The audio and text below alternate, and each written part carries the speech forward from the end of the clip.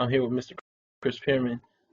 We had a discussion before, and it really went well. The audience loved it, so I brought him back to really talk about some of the issues that we recently seen and talk about a broader scope of what the responsibilities of Black celebrities are. You want to say anything to the Your Black World audience, Mr. Pearman? Yes. Hey, glad to be here with you, my friend. Glad to be here with you. All right, cool. The first thing I really wanted to talk about in a more general sense is, we have these petitions that went around, and it went around about Raven, of course, and also we saw one with Don Lemon a week prior, and it kind of was around the same sense of what is the responsibility of a Black commentator to Black communities when certain issues come up. And kind of what I wanted to see your opinion on is how we as Black people judge Black commentators versus other commentators as we enter this new era of a needed civil rights discussion with Black Lives Matter and the Baltimore riots that happened, and just to see should they be given the same space as a general commentator, or do they have an obligation to be aware of some of the dynamics surrounding Blackness in the country? Oh, they should be aware. They should be a voice. Absolutely. I mean, we've had a struggle, my friend, 400 years, and we're still struggling. When you just take, for example, the killing from the police to Black youth or whatever, it's been going on since the 50s, and it's if it's new, and it's really not. It's been going on until we stand up and do something about it. That's the only time that's going to change. We have to, and we have to stand up in a very strong way. So people that are in the media, which is Black, it's important that they represent us or show a side of us that we can understand, the world can understand a little better about us. Do you understand what I'm saying? No, I totally do. A lot of times the media or movies or TV puts an image out there to us internationally that really isn't who we are. But yet, internationally, they think it is. So images is very important out there. If we have a commentator on television, which is Black, and covering a story, I think they should be, what's the word I should say? Very sensitive, but at the same time, try to portray a true picture of it based on who they are and how they're trying to represent us. Does that make sense? No, it totally does. And this is the kind of conundrum that we're facing is, when is it even killed? I mean, you look at both Don Lemon and Raven both spoke on the incident that happened with the young girl with the phone. Speaking of teachers, there was a video of a South Carolina high school student getting slammed to the ground by a deputy, and it's sparking outrage right now. Now, there's a new video apparently that has emerged that shows the moments right before things get crazy. Take a look. You don't know me? Okay, you're gonna come with me, or am I gonna make you? Come on, I'm gonna get you up.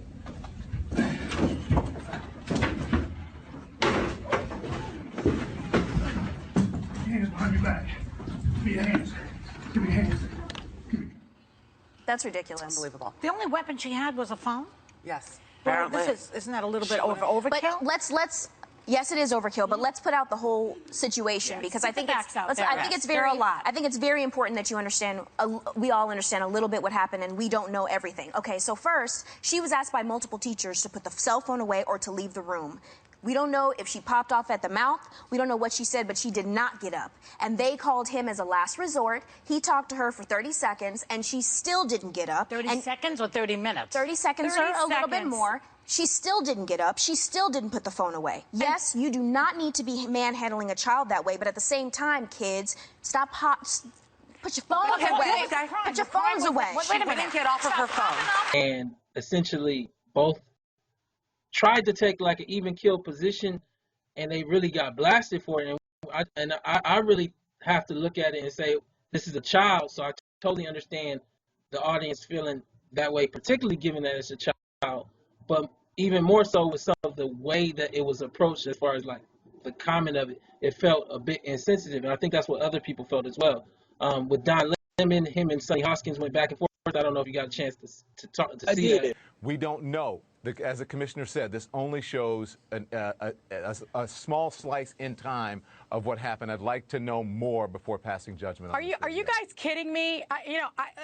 No, we're not kidding. We don't know what happened. You weren't sitting in the room, Sonny. You don't know if she wasn't standing up. I don't need to know more. Let me tell you this. You do need to know more. As a prosecutor, you should want to know more. Yes, you should. The law provides, Don, that the standard here is whether or not the officer has to use this type of force, whether it's reasonable and necessary. But how do you know without all the information as a trained professional? How do you know without all the information, Sonny? Don, this is a young girl. This is a girl in school. I agree with you on that. That's right, but you don't know what precipitated it.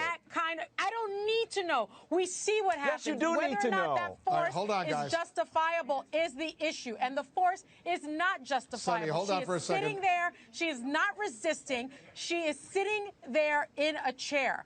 That is you don't know if she wasn't resisting. Hold on 1 second. We've got some other video, Sonny, Don, Tom.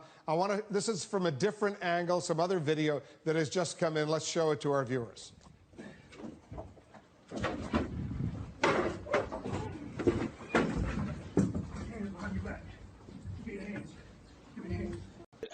Yeah. And I like Sonny Hoskins a lot. I like her approach, and I guess I'm just trying to see where is his space to be just a journalist, or is he trying to key on being black and being a black journalist and saying something for sensational topics, and what that kind of balance line is, and just seeing. I mean, you kind of gave your opinion just a second ago, but do you see like kind of the issue that's with that particular dynamic? I think the issue with Don Lemon at the time was he didn't know the whole story. Mm-hmm. Wasn't it? Wasn't that it? We didn't know. It was still coming out. Right. Well, the one thing that we can judge is that you have a grown man body slamming a young woman, whether she's black or Chinese. You've overstepped your bounds with that. You know what I'm saying? Period. End of story. So it was wrong. Regardless of what she did, she didn't deserve, as I saw through the video, didn't deserve that type of physical treatment. And whether again whether she's black or she's white or she's Chinese or Indian, whatever the case may be, I think that he overstepped his bounds, powers. As far as Raven is concerned, if you remember in her interview, she prefaced it by saying it was wrong. Mm-hmm. She said it's wrong what the police officer did, and then she made this statement about, you shouldn't really have cell phones in school. Well, that's true. I mean, if you're trying to study, I know we couldn't even eat candy in school when we was going to school. So better yet, talking on the phone. But she prefaced it before she said that. But I think that as far as Raven is concerned, because of the things that happened in the past, it seems to me that they're just wanting her head. It's an aggregation. It's an aggregation, and whether that's fair or not is for each person to choose. But right. I guess what I'm also looking at is when you look at Don Lemon, and then you also, after talking to you, from the outside, you look at Raven as well. Is there a responsibility to be sensitive to the norm? Let me not even say to the black story that might not be your own. Meaning, it's coming out that this girl came from a pretty rough upbringing. She was an orphan, and so like, is it time for you to step outside of your shoes and say, I might not know enough, and this might not be the time for me to interject that moral opinion? Because it seems like on its face, when we look at the actual incident, the body slamming and everything else, that's just a straight judgment of action. When you get to the part about the phone, you're moving more into like a school policy analysis, and it doesn't seem like it's a balanced analysis. It's just trying to find a middle ground where there might not be one. And do you possibly see that? If there's a middle ground, as I said before with Raven, she prefaced it with the fact that it was wrong. Okay. And I think that people took it like, okay, whether she had a phone or not, he shouldn't have done that. That's true. I don't know how. Let me say this correctly. I don't know how the blackness gets involved. Are we saying that the police officer did that because she was black? Well, we have to be honest about how our children, particularly our young boys, but overall our young girls and our young boys are treated versus young women. I understood your point earlier about no matter if she was white, Chinese, or whatever be the case, and I agree with that point. But the reality is that I think from a visual standpoint, had he done that to a white child, Mm-hmm. male or female, particularly a young white female child. Now, let's go a step further and say that he was an African-American officer, same size, and he has done that to a young white female child. This dialogue about trying to find a middle ground, it just wouldn't even have space. He'd probably be in prison already, or jail, I'm sorry. He'd be behind bars already. And You know what? If that happened, they'd probably bring back lynching. He would probably be down it's not even, and so Yeah. I guess what I'm saying is I do understand the need to find like a middle ground as a journalist, but it seems like we're getting to the point where we're I'm not saying afraid to be black, but afraid to stand up for the reality. This is just so heinous. It's not, you look at Eric, you go back to Eric Garner and he gets choked out by the New York police, and you can argue, oh, he's tall, he's a large man, and they were threatened, even though that looks like total BS. But here we move to a point where we're in a classroom, and some of the other children around them said that they couldn't even react. They were so shocked it just came out of nowhere. And I guess I'm just trying to find a place where I can understand, and it's not for you to tell me, but a place where I can understand, and everyone else is trying to find this, where Don Lemon, as an example, and also Raven, tried to find this middle ground. And I'm wondering sometimes whether it's themselves or whether it's the producers again telling them to find this middle ground. Wow.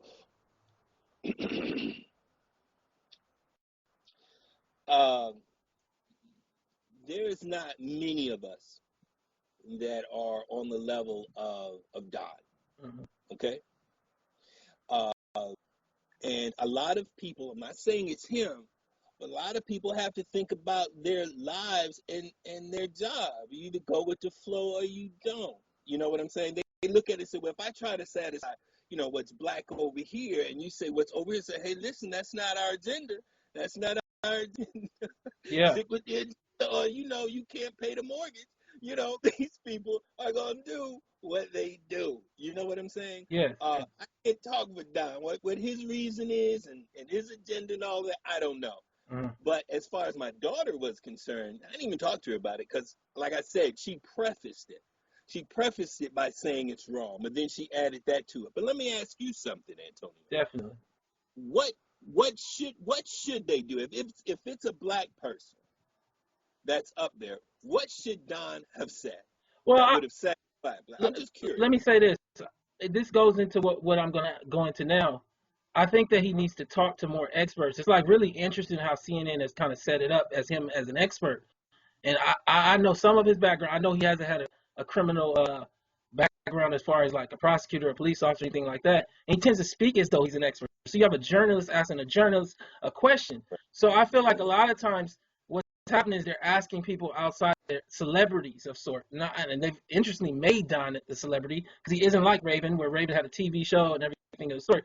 It's like asking a celebrity an opinion to speak for Black America instead of asking a professor, instead of asking, and I think as a result, it kind of ends up giving our people as a whole a very limited response, and it's unfair to the celebrity and also unfair to the rest of Black America because we do have fuller responses than just saying that part of it. And as a result, what happens is we go from an unbiased statement, and the problem is and we'll get into dialect with what Raven said, an unbiased statement where the announcer is saying this is kind of we got to look at it this way and that way, and then somebody else coming in and saying no, that's not the case, like Sonny did, to just that being the opinion of Black America, like we're taking a middle ground, when that's not necessarily the case. I think generally speaking, there's a consensus that was one of the worst things we've seen on television for a long while, as far as a young child in class learning, and then when you find out her background is she's an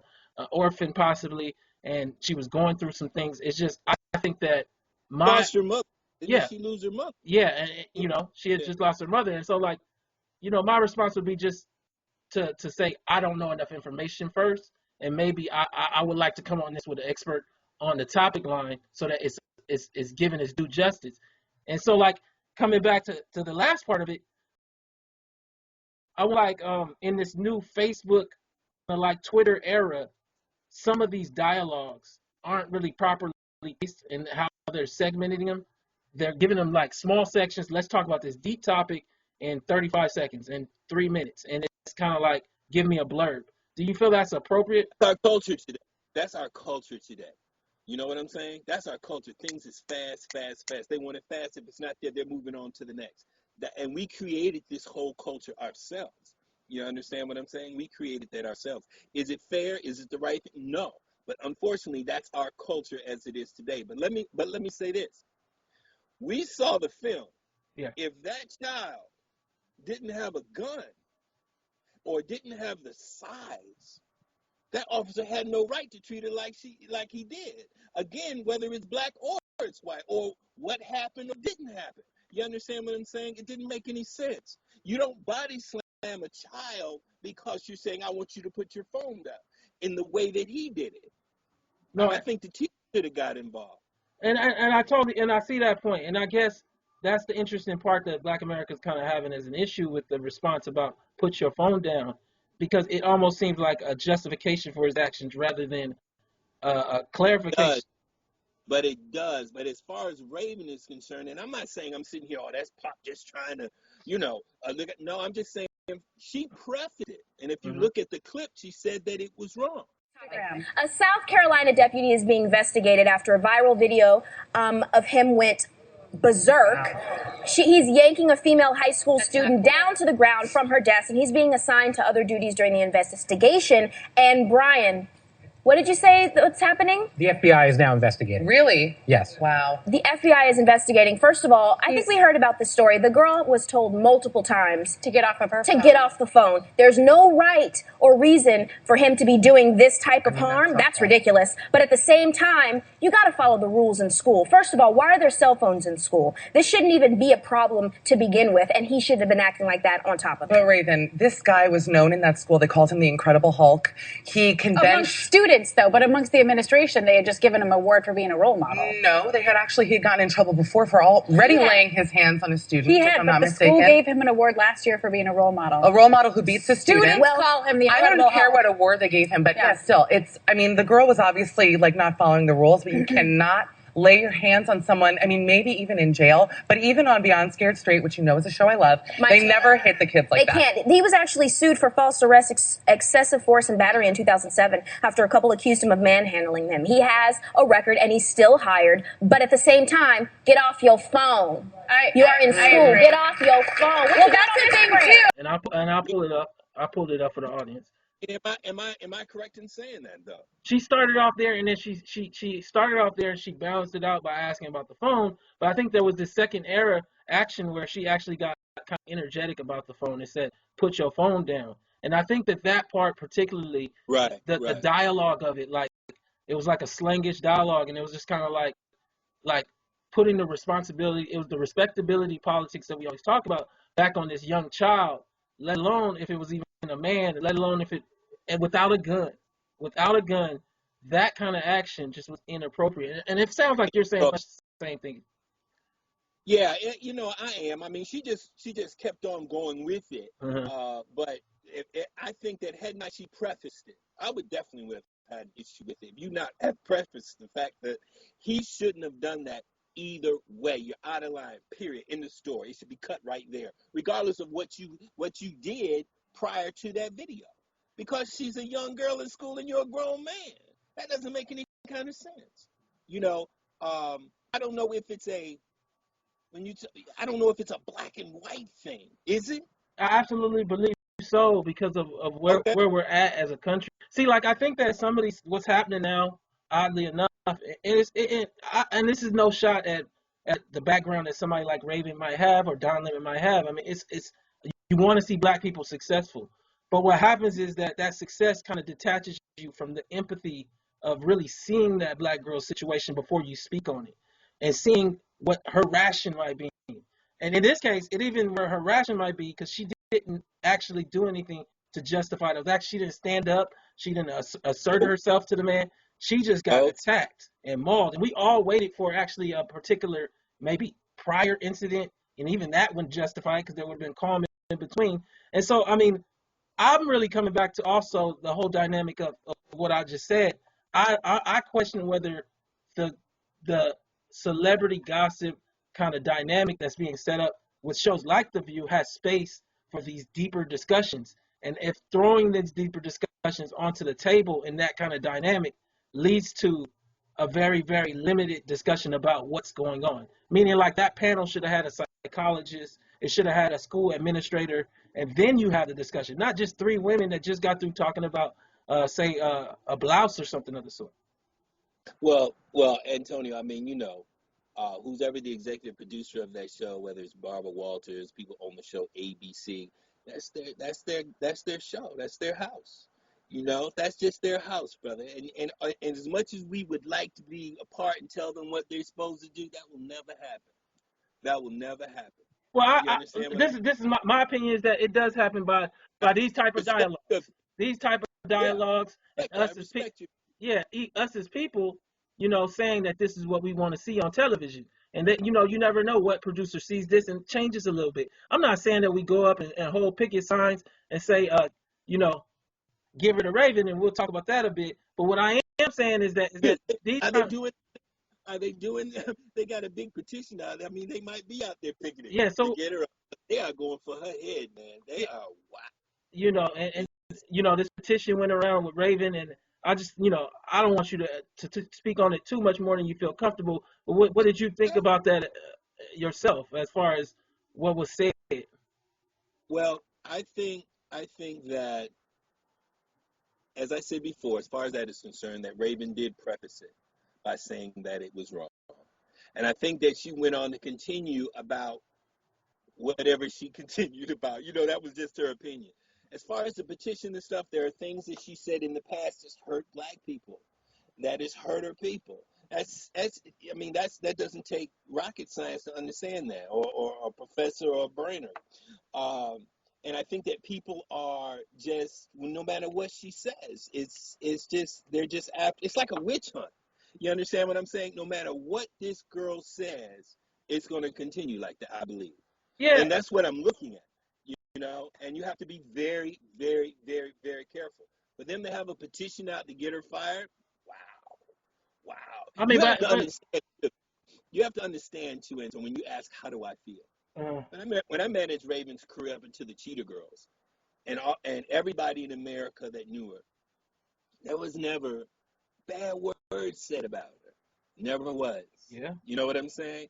And to hear words like coon and Uncle Tom, first of all, I never dated a raccoon, squirrel, or muskrat. I don't understand where the coon that was Antonio. No, I get it.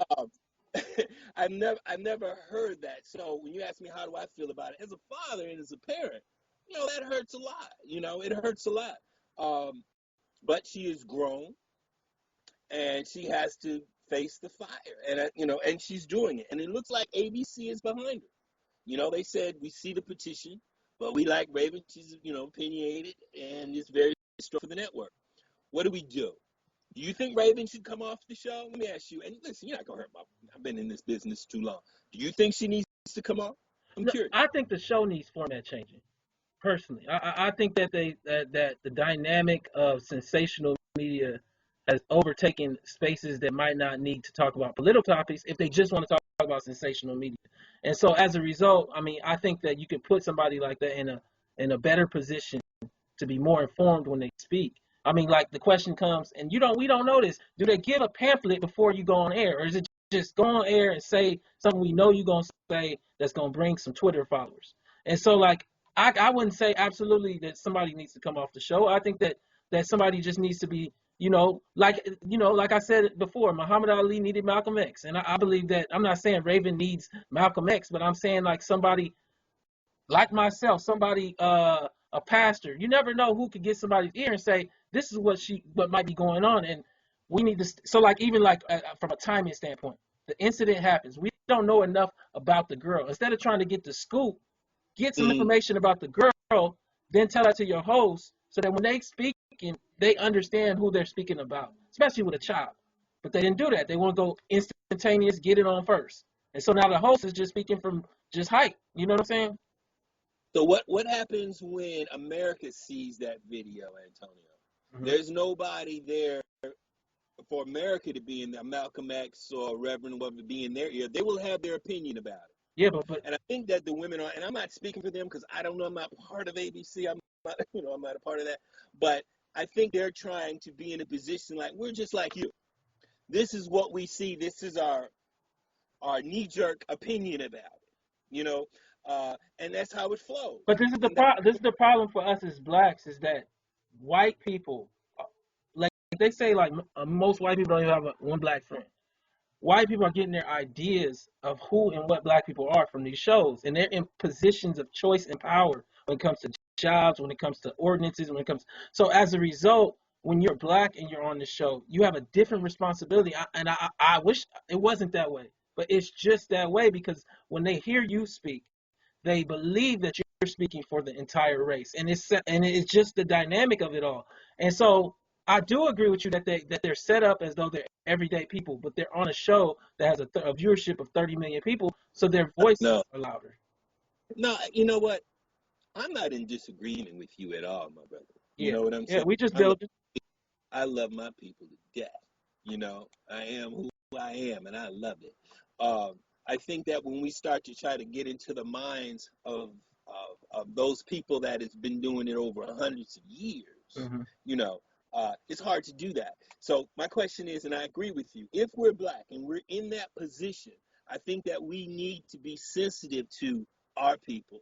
For example, when I told you when I managed Raven's Crib and To the Cheetah Girls, the three most important things to me was respect for yourself, your family, and your people.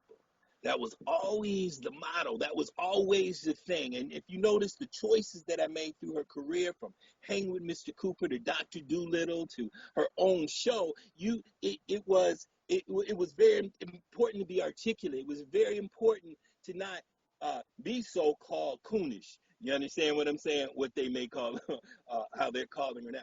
So that was big for me, because who I had to look after was my mother, who says, look, not only is your daughter out there that's representing you, but she's also representing me. And Chris, you represent me. So keep it righteous. You know what I'm saying? So that for 19, 20 years, that has always been the situation. You know what I'm saying? So, but I do understand how sensitive we are and what our image is. Me being in this business from a director and producer, you look at the images that I put out, it's not only The View. There's other shows that we put out that shows us, whether we're drug dealing, whether we're calling, women bitches, and we're doing this, and it's my money in my mind, and the bitch can only do for me, but whatever. It's been going on for a time. Let me give you a story. I had a friend, it was Middle Eastern, and she had her cousin who she wanted to come to the United States. And she says, no. And I said, well, what is it? Let me get on the phone. There's no reason why she can't. Why don't you want to come? She said, because I'm afraid of getting hijacked. The brothers be hijacking you. And I'm like, where'd you get that from? Or whatever. It's what they see on television and the movies that they watch that actually gives them a fear. Now, tell me, who chooses those images to go out? It's the producers of shows, and it's the people behind distributors. It's the distributor who greenlights the projects. Now, let me ask you something. When these projects come to them, they say, well, this is the project that you brought me, that put out for the image. We create the projects. We do. Mm-hmm. Okay? We're setting, they can't make us create an image for them. We're giving it to them. But that was my point to you before, is to say, those people that are positioned, I think there's been a major shift in who gets to produce these things, meaning the situational shift of your era to Raven's era is one where your era, everybody was coming from black areas. Now you have a select group of blacks you can get that didn't necessarily grow up entrenched in the black experience in the same way. So they can use them to create shows that don't necessarily, or present opinions that don't necessarily reflect the normal opinion of Black America. Now, can you say that there's always somebody you can get to go on a show and say something crazy that was black? Absolutely. But I think now you have a slice of whether it be NBA players that grew up with NBA daddies, whether it be people like Don Lemon, who believe that this large section of Black America grew up just like him, and it's very small. And so, like, you have this dynamic where the people that make the shows, they look just like Black Americans, but without and I'm not saying they don't have their own unique Black experience, but the dynamic of what you talked about in the last video about the tree and everything of the sort with your own background coming from Decatur, so many of them don't have that experience, and as a result, they're just easier to deal with. They're going to make the content we actually want to distribute. That's a good point. That's a good point. And I'm going to tell you how it works, too. So you come to a project. It's funny. Somebody, a big celebrity one day told me about 20 years ago. He said, Christopher, you can count on your hand 5 feel-good movies, Black movies. You can count on your hand throughout cinema. You know what I'm saying? That was like, 20 years ago. The situation comes here. If I come to you as a distributor, executive producer, or film people and say, I have this project, and it's a feel-good project. It's just like a Kramer versus Kramer or whatever. I pick a good feel movie. Mm-hmm. They would say, well, we don't believe your audience would dig this, mm-hmm. right? We don't believe your audience likes this. We give it something else. Okay, we got you, sucker. There you go. There you go. No, I get what you're saying. And so, like, and we don't have now. And then, Antonio, you're saying, well, look, this is what I do. I screenwrite, and I need to make money. Well, now this is deep. Now I need to make money. I want a house just like you have a house. Oh, well, that's cool. Well, stick within the genre, and you can make it. So But then let's also be honest though about the dynamic of, there's 14 million Black homes. Only, like, they say 5% have more than 350 grand in assets. This is from the government. There's what does it say again? 5% of these 14 million Black homes. This is from Credit Suisse and the Brandeis study, have more than 350,000 in assets. We make money, but there's not a lot of us with assets. There's 83 million white homes. Almost 30%, like 20 million white homes, have more than 350,000 in assets. The reason why I'm bringing that up is the dynamic of who you're making that sucker movie that you just described goes broader than just the Black audience. It might start there as like a flame starter, but white America then wants to see that image of Black America as well, because it's much easier to swallow. That would be my counter argument, is that it starts with Black America, but that's not a large enough dollar sum to keep it going or to make it large. So they actually need white America to view that and really want to accept and swallow that. So they also don't want to see that image, that other counter image that you're describing of the feel good stories about us. And we're seeing some shifts, because you're saying that you had that discussion some years ago. If you look at like a movie like Best Man and the phenomenal numbers it did, I mean, you see that's a shift. But I mean, still getting back to the point of talking about this particular dynamic, my point is to say, without managers like yourself involved, we end up having people that kind of go in a whole nother direction in certain sorts, because everything that you said makes total sense. But like, then people like you get ostracized as the bad person in the room when you say that's not the right thing that we want to show. And so, it's this interesting question. Now let me ask you something. Why would I be the bad guy of saying that we should be able to show other images? Oh, no. I'm saying that. I understand you though, but don't retract it, because I'm with you. People will say that. Look what happened to the Cosby Show. Let's forget about all the other stuff about that. But before the show came out, they thought that show would not make it. Mm-hmm. America would not accept it. #1 show for I don't know how many years. Sidney Poitier's movie. Okay, Sidney Poitier's movies back then. A leading Black man did phenomenal numbers, Black and white. Let's just lay that on it worked. So when we come back and say, but white America might not want, why would white America feel that way when there are certain movies that were made that show phenomenal numbers? Best Man, things that you called off, things that I'm calling off. We already have examples that it does work. And we also know that the image that we put out about ourselves or anything is very powerful, very powerful. If you show images of you always thugging, which you can, because in life, that's your choice. I'm not judging. But if all the images you see are thugging and drugging and this and that, what image is that showing to a young white child? That child is growing up to look at you as that. You understand what I'm saying? I had a friend who's black that her favorite show was Leave It to Beaver. So when she got married, she said, "Oh, I'm thinking I'm June Cleaver." You know what I'm saying? But you with a black guy, they ain't thinking, obviously. Obviously, the relationship didn't last. But I'm saying the image that she carried with her from a child up until she's an adult, images are very important, very powerful. So I'm not saying it just the mere fact that, oh, we want to see other images and that satisfies me. I'm saying that the image that we put out goes around the world and puts you in a box.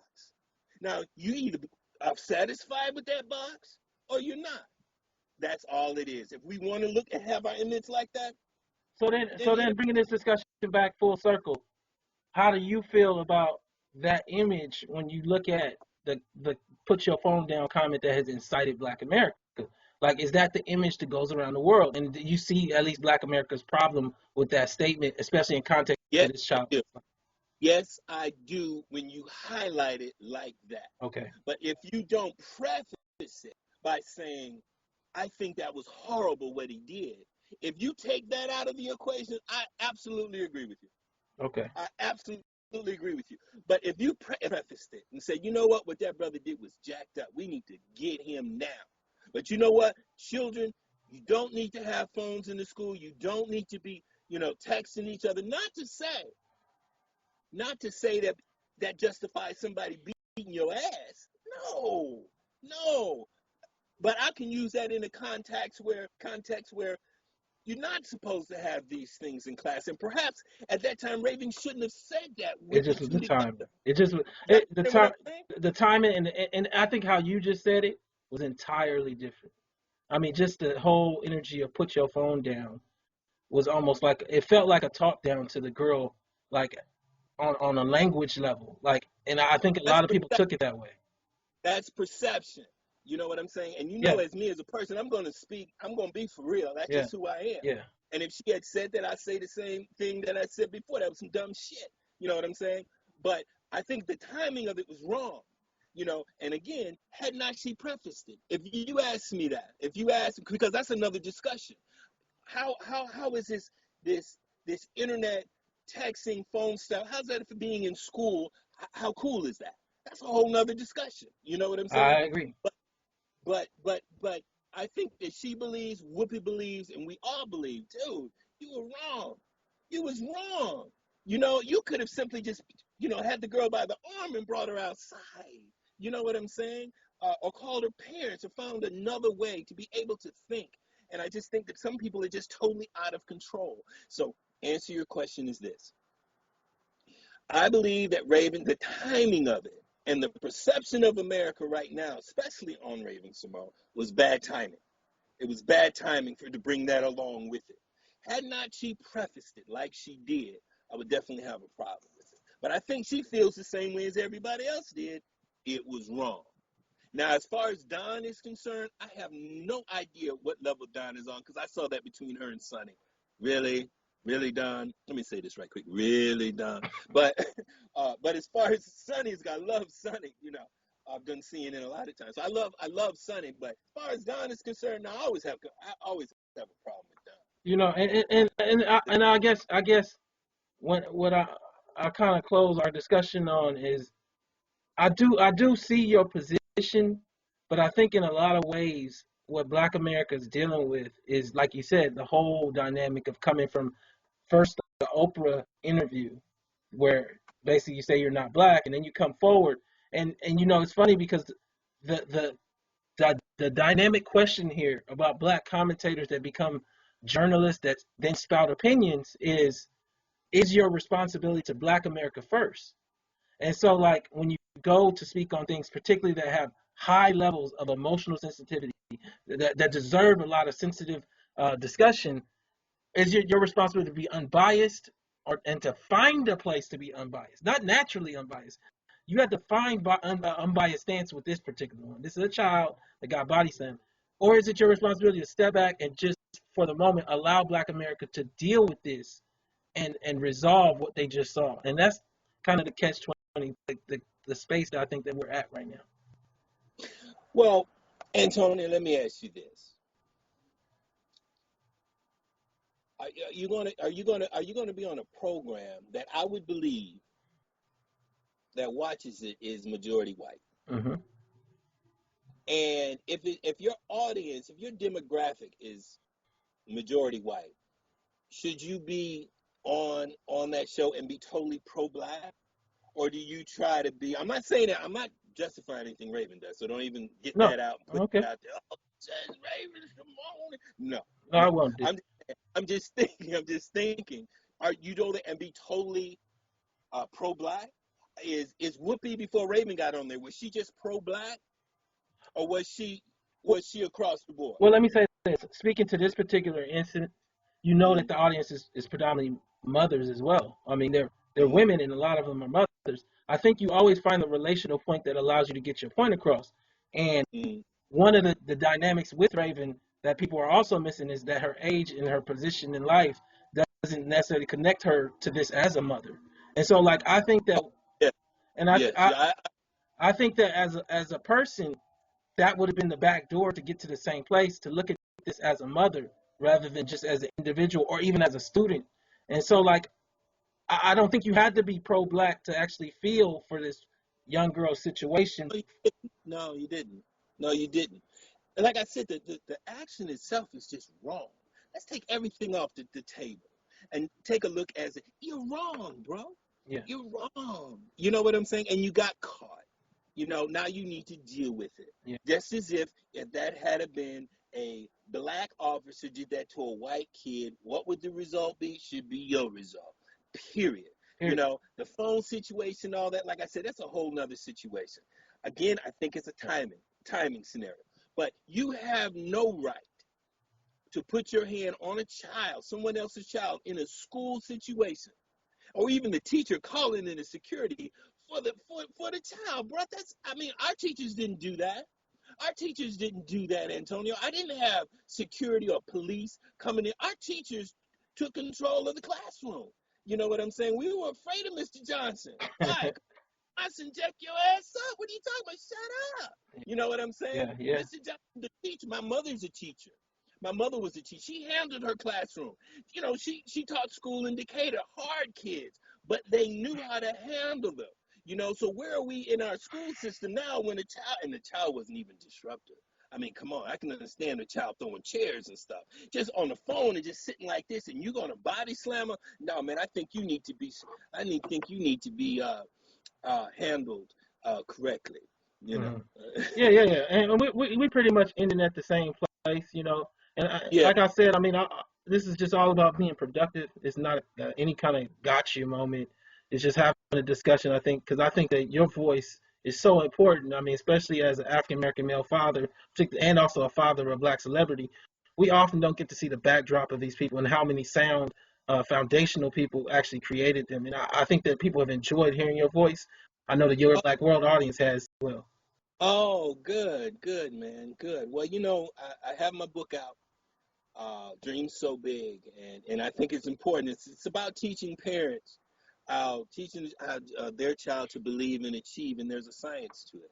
You know, and you can get that at my website at www.dream-so-big.com. So that's what I'm all about. I'm about uplifting our youth to know that they can create their lives by their thoughts, words, and their actions. This is the power innately in them.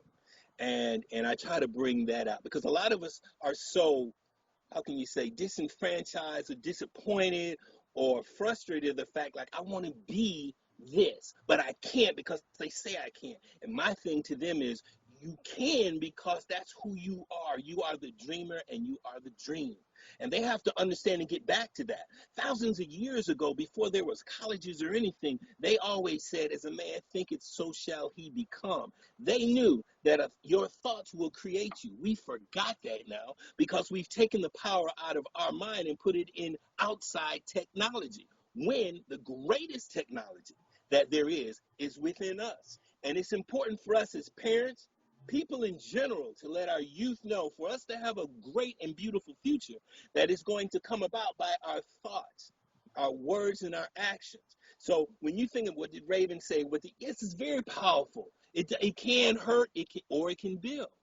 You know what I'm saying? And we have to understand that. So again, back to it, there's a petition out there for Raven. I don't know what they're going to do. It sounds to me it's like a witch hunt. And I wish you the best. I wish you the best. And I think this is her trial of fire. And as a father, I stand back and go, let me watch how you handle it. You know what I'm saying? Let me watch how you handle it. Because we all have gone through the fire in our lives. You understand what I'm saying? She's just on a stage, a world stage now. So for me, for you to express your opinion boldly and confidently, and yet have an onslaught of what you're going through, petitions, and get you off, and you still raise your head up in that morning proudly, I ain't mad at you, man. It was saying some funny stuff to some people. I understand. So, how you deal with it, man? How you deal with it? Does it make sense? No, it totally does. And again, thank you so much for your time. I know it's late in the day, but your Black World appreciates you, and I appreciate you. Thank you again for stopping by. So much, man. I love doing your show. Hope we can continue. All right. All right. Bye-bye.